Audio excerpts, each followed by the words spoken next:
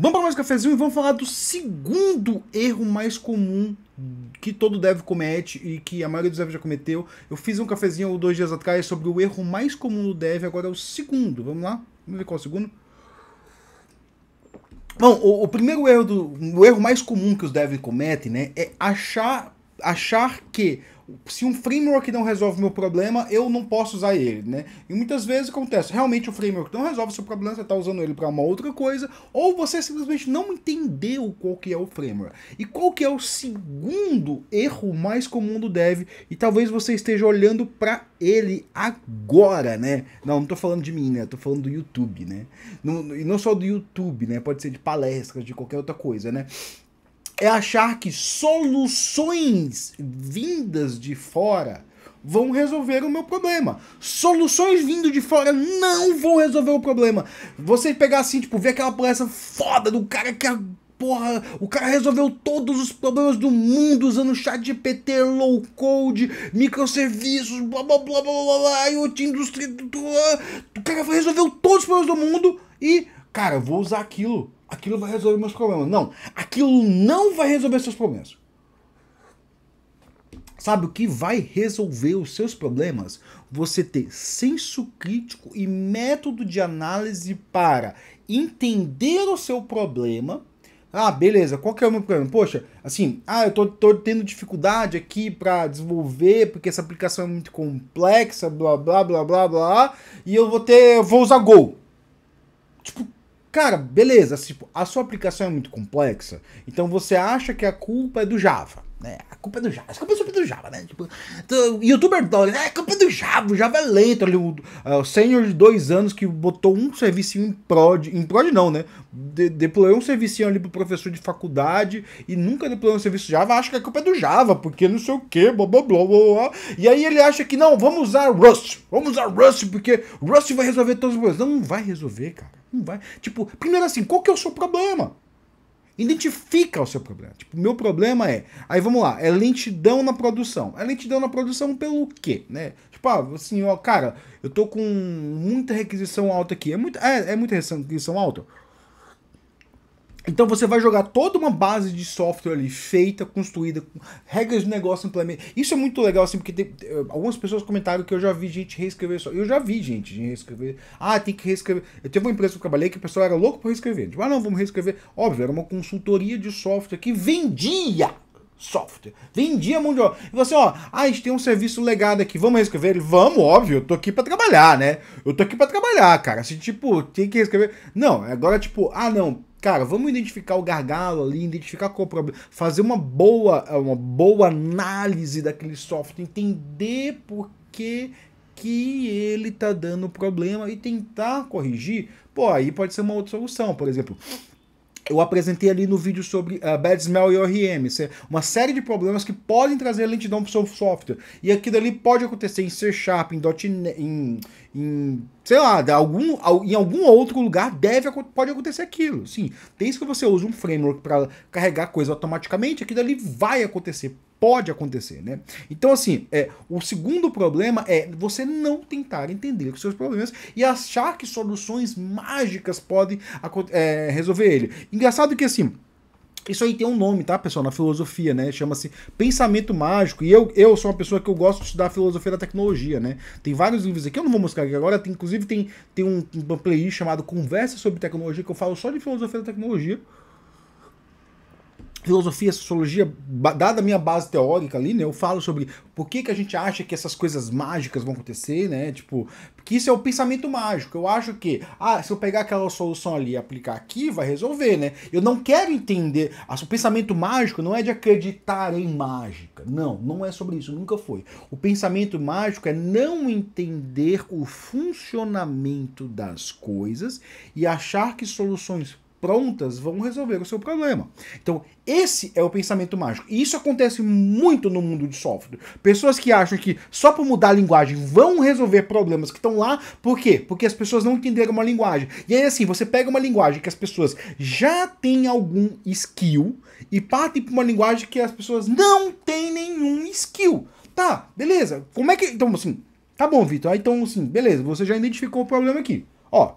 Eu tô fazendo eu tô fazendo um pensamento estruturado aqui, né? O pensamento mágico, ele entra em oposição a um pensamento estruturado, ao pensamento, não só ao científico, né? O científico também, o científico é um passo além, né? Mas um pensamento estruturado, com análise crítica. Beleza, identifiquei o problema. O problema é que meu time ele tem um pensamento mágico aqui, que ele acredita que encontrar linguagens novas, usar linguagens diferentes, a linguagem da moda, vai resolver o nosso problema. O que na verdade acontece é que assim, eu vou reescrever o meu software em outro negócio e vou continuar com os mesmos problemas. Por quê? Talvez porque, nosso time tem um tratamento adequado nas linguagens, tem um treinamento adequado nas linguagens e nos frameworks envolvidos, né? Muitas vezes o time ali, eu uso Java ali, mas assim, eu fiz um curso ali na graduação de Java, eu nunca mais estudei Java, eu não sigo ninguém da comunidade, e eu não sei nada de Java, eu sei só o básico ali, eu escrevo software moda caralho, que eu não paro pra pensar nas coisas. Pô, peraí, cara. Vai entender Java, vai estudar Java. Vai pegar um curso ali de class loading, entender como é que funciona o class loading da sua aplicação, tipo, e sei lá, vai entender o seu framework, vai entender como é que o Spring, o Quarkus, ou sei lá, o Whitefly funciona. Vai entender essas coisas. Vai entender por que você está criando o thread, como é que a forma mais eficiente de fazer as coisas, né? Sei lá, vai para o mundo profissional. Vai entender o ORM que você usa. Vai ler vai ler conteúdo além do básico. Saia do muito dev, fica só no básico, né? Porque ele acredita o quê? Não, é que assim, né, o negócio do dev é pensar em modelar software, né? E aí o cara não sai do básico. Eu pensei isso muito tempo, tá, galera? Eu tô falando assim, mas eu pensei isso muito tempo, né? Tipo, muito tempo assim, até por falta de acesso. Hoje em dia você não tem mais desculpa de falta de acesso, né? Eu falo pra vocês, peguem as conferências, vão ver, né? Então assim, vai buscar treinamento, busca ver ali, tipo, beleza, como é que funciona o RM? Dá uma busca, deixa eu procurar aqui, Hibernate Internals. Eu sempre procuro Hibernate, alguma coisa internals. Aí tem um Stack Overflow, tem aqui, um GitHub Hibernate Internals, não quer dizer nada, é só uma classe. Aqui, deixa eu ver aqui, a documentação, vai ler a documentação. Documentação tem as coisas, aí tipo, em algum lugar aqui, em algum lugar que vai ter uma guia para Hibernate Query Language. Pô, tá aí, tipo, um cara que você pode, introdução aos repositórios, você só lê de documentação, a gente já traz mais um grau de informação, né? E aí, assim, agora eu perdi o fio aqui, né? Tipo, o primeiro ponto era, assim, você achar que, aí, assim, você identificou o problema. O problema é assim, meu time não tem conhecimento para resolver esse problema. Ou assim, a gente não usa o framework certo ali, ou não usa o framework da forma certa. Poderia ter melhor. Ou pode ser que seja um problema arquitetural. Assim, eu tava pensando esses dias aqui, né? Alguém comentou aqui sobre REST e sobre web apps, assim, de ter o front e o back, né? Não, eu já vi isso acontecer, né? As pessoas não entendem que o básico, isso é o básico até, de software baseado em rede. Quanto menor a comunicação entre cliente e servidor, mais otimizado vai ser, né? Então, por exemplo, o cara... Isso eu já vi. Uma vez eu estava desenvolvendo um software, tinha um rapaz, era um software back, ele tinha um back em Java e o front em JavaScript, se eu não me engano, não era nenhum framework, era um framework desenvolvido pelo time mesmo, né? Essas coisas que no passado existiam, né? E o cara gostava muito de modelar software em JavaScript, e o back-end era Java, né? Então o que o cara fazia? Ele gastava um mínimo de esforço ali no Java e um máximo de esforço no JavaScript. E aí teve um momento que, assim, eu cheguei, olhei o código, assim, olhei assim, cara, você tem uma API aqui que você não pagina. Ele, algum problema assim, não tem problema, não, eu tô fazendo a paginação no front. Você tá fazendo a paginação no front. Tá bom, tudo bem, combinado, né? Vamos lá. E aí, assim... Deixei, né? Porque assim, cara, eu tinha acabado de chegar no time, eu não vou. E aí um outro erro, que assim, eu até pensei em falar desse erro, que assim, achar que o software é uma coisa puramente técnica. O software, e desenvolvimento de software é uma atividade humana, tem muita atividade humana. Imagina ali, eu cheguei no projeto, eu era um sênior, tinha um pleno ali no projeto, né? E se eu peitasse o pleno ali por uma coisa que eu não sabia, eu tava ganhando uma inimizade. Eu não vou ganhar inimizade no projeto. Eu falei, não, tá bom, tudo bem. Vamos deixar, né? Aí chegou, né? A gente entregou o software, né? Quando entregou o software, o que aconteceu, né? Foram botar em produção, testou ali, tava tudo bem, né? Tipo, eles criaram uma base de dados ali para testar, testou o software, tava tudo bem, né? E esse software era usado por pouquíssimas pessoas, tá? Ali tinha uns 20 analistas que ficavam usando o software. Era um software de análise de contas, né? Então você tinha umas contas ali de uma instituição que elas ficavam fazendo análise, né? E aí entrou em produção, o que foi? Eles fizeram a inserção desses dados na base, né?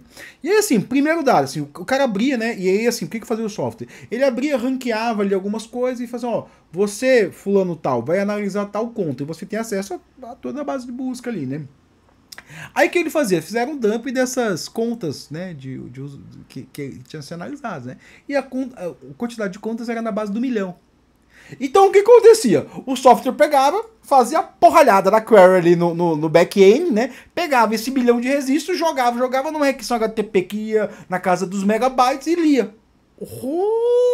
Caralho, isso aí, ó. Isso aí tava o quê? No Amazon da vida. Então toda mudança na tela vinha uma request que durava minutos para ser executada. E todo mundo fazendo isso o tempo todo. O resultado, o servidor teve que ficar parrudo.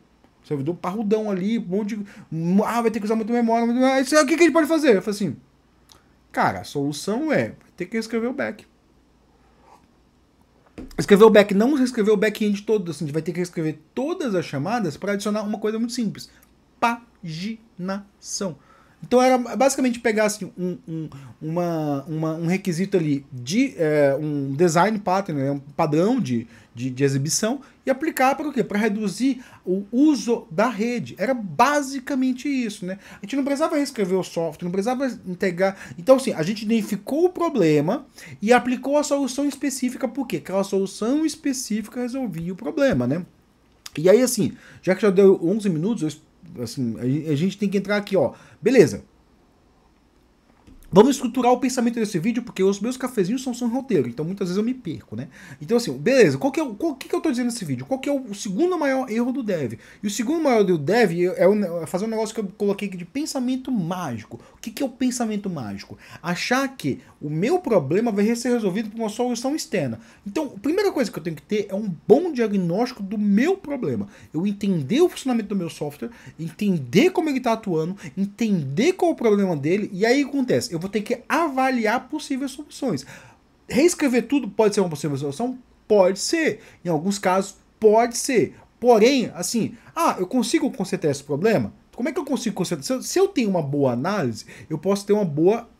entender como é que ele funciona. Ou eu posso mudar a arquitetura desse software. E aí mudar a arquitetura desse software, mudar assim, olha, em vez de a gente fazer consultas aí, tá tendo muita consulta HTTP, e se a gente criasse uma comunicação via eventos aqui, que eu tenho um broker Kafka que manda para aqui para lá, ou tem um RabbitMQ, e aí escolher qual que é o broker é muito importante. Tem muita gente, cara, é muito importante isso que eu vou te falar, assim. Você vai ver muito post, se você já viu os meus vídeos sobre Kafka, dá uma olhada, tem muito post sobre Kafka, que olha, post ali no LinkedIn, né? Quer dizer, tem muita gente que olha o post ali no LinkedIn que fala assim, Kafka é uma boa solução para tal coisa, não vê da onde essa pessoa tirou essa informação, que é uma informação falsa, errada e ultrapassada, e tenta usar Kafka, né? Só que assim, Kafka é complexo. Kafka vai trazer mais problema para você do que uma possível solução. Principalmente se você não gastou tempo entendendo aquilo. Porque as soluções que a gente tem no mundo de software, elas não são out of the box. Nenhuma. Nem aquela cloud provider vem, nossa, que vai revolucionar. Não é out of the box, né? Então, assim, nada é out of the box, né? E aí, assim, né, voltando aqui, né? Você entendeu o seu problema, você entendeu como você pode resolver, aí você vai, não, beleza, eu vou reduzir o número de requisições HTTP aqui, em vez de ficar fazendo pooling, eu vou mandar um Kafka ali, um RabbitMQ, né? O RabbitMQ, o ActiveMQ é muito mais simples. Se você quer implementar fila, use o RabbitMQ ou o ActiveMQ. Se você quer implementar tópicos, né? Isso é diferente, é dois estilos diferentes de mensageria, uma não são igual a outra. Use o Kafka, é diferente, tá, galera? Não vai implementar fila em Kafka, tá? Fica a dica, né? Tem um vídeo meu, tem vários vídeos meus sobre isso, vai dar uma olhada, dá uma fuçada no meu canal aí, né? Então você entendeu o problema, você entendeu a solução, você escolheu mais de uma solução, você viu que se adapta, então você pode começar, né? Então assim, e aí assim, beleza, não, vou ter que mudar a arquitetura, como é que eu faço? Você tem que ver assim, olha, qual arquitetura, desenha qual arquitetura que a gente tem hoje, qual arquitetura que a gente deseja, Qual o plano de migração? Como a gente vai migrar do que a gente tem hoje e o que a gente tem, quer no futuro? Inclusive, isso tem algum nome, né? Ali, para quem estudou arquitetura corporativa, os frameworks de arquitetura corporativa definem a arquitetura as is, ou como está, né, tradução, né, e a arquitetura to be, como vai ficar. Então você tem a arquitetura as is e a arquitetura to be, e você tem um plano de migração, né, tipo, fala assim, ó, vou demorar 2 anos para atingir aquilo. Às vezes é um tempo razoável, porque não depende só de você, depende de outros fatores, né. Uma outra coisa, um outro erro que o Dev pode fazer em relação a isso, né, é você olhar uma arquitetura e falar assim, isso aqui tá abaixo, isso aqui não funciona, blá, blá, e você não entender os motivos que aquilo chegou aquilo, né, por exemplo, às vezes, por exemplo, eu cheguei na tua empresa, né, e tinha uma arquitetura lá que era, eu achava bizarro, eu falei assim, nossa, isso tá muito bizarro, né? E aí depois eu fui entender que, assim, olha, essa arquitetura, ela já tem 10 anos, ela já tem 20 anos de evolução. Então a gente continua dando suporte a frameworks antigos. Então por isso que a gente usa tal coisa, por isso que a gente usa tal coisa. E aí, assim, a gente vai evoluir só no momento de que aqueles softwares não estiverem mais em produção. Por quê? Porque a gente novas funcionalidades, e tinha um motivo, né? Assim, o segundo ponto que você pode entender é tentar entender o motivo daquilo ser assim. Porque às vezes é um motivo que não está escrito ali, não está escrito no, isso tem um idiota aí que fica escrevendo livro, tipo, um gringo bem chupetinha mesmo, assim, né? Que ele fala assim que comentário é uma falha moral, né? Só que muitas vezes, se você botar isso em comentário, olha, isso tá feito assim, por tal motivo ali, isso é comentário de código, né? Não é falha moral. Comentário de código é uma coisa boa. Comentário de código não é falha moral, como diz esse gringo aí, não, né? E se você não sabe como é o gringo, vai nos meus vídeos que você vê, né? Então é isso, pessoal. Meu cafezinho era sobre isso. Eu falei do segundo maior erro do desenvolvedor de software, que é você culpar uma tecnologia por um problema que pode ser de uma implementação. Na verdade, esse é até o primeiro também, né? Mas o segundo maior erro é achar de que uma solução pronta que alguém apresentou em algum lugar. Até porque, assim, muitas vezes quando a pessoa apresenta, né, a pessoa não fala os perrengues que ela passou. Ela só fala as vantagens. Por quê? Porque falar dos perrengues não dá palestra, não dá view. Falar de perrengue não dá view. Falar mal de tecnologia não dá view, né? Então, a pessoa não fala dos perrengues, né? Não fala de como foi difícil, de como foi a adoção dessa tecnologia, como foi difícil para o time entender ali, por exemplo, você pega um time Java, que tem ali longa data de experiência, e vai mudar para Rust, não vai ser fácil, cara. Vai ter uma curva de aprendizado. Agora vai fazer besteira. Vai inserir bug em software em produção porque ele fez besteira. Você vai ter que reescrever as suas regras de negócio que estão ali, funcionando, em produção. É por isso que tem COBOL ainda no mundo. Entendeu? Tem COBOL no mundo. E não vai ser ninguém vai reescrever o COBOL, não, tá? Vai ficar ali. Não importa se um bilionário quer reescrever. Não, vai ficar ali. Por quê? Porque tá funcionando. Então é isso, pessoal. Valeu. Espero ter te ajudado alguma coisa, pelo menos assim. Esse é o cafezinho da tarde, o cafezinho da maldade, né? Então, brigadão aí. Boa tarde para vocês.